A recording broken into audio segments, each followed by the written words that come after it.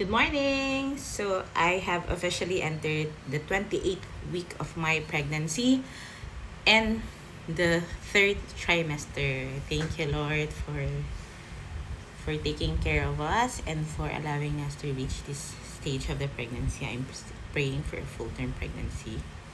My CS section is scheduled on my 38th week of pregnancy. So, for now, I only have to wait for 10 more weeks. Thank you, Lord. So, symptom-wise, nag-umpisa nang sumakit ulit yung baba ng left rib ko.